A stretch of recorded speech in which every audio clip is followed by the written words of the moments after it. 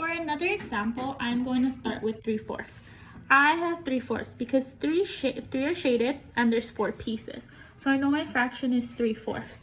And this one's also 3/4, but I'm going to make an equivalent fraction. So by doing that, what I'm going to do is split it here and here to make more pieces. So now what I'm going to do is count my pieces.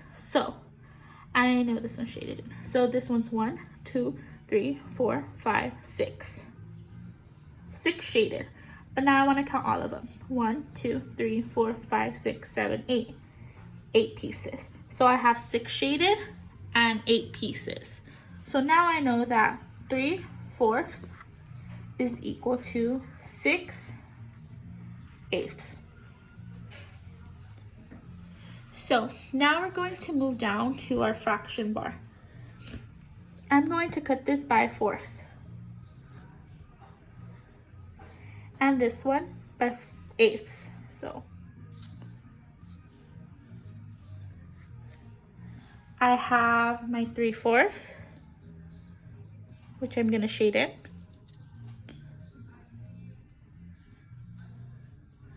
And what I'm going to do now is shade the same amount, so we see that my line goes here.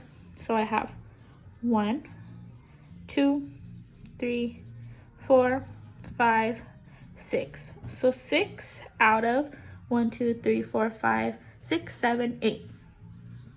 So now I know that 3/4 is equivalent to 6/8, and then also in our number line, we're gonna start with our 4ths. So my numerator is 4th, and then my first one is 0/4, and I know that my 1 will always be 4/4. So I'm going to cut my number line into 4ths, and then I'm going to cut my other number line into 8ths.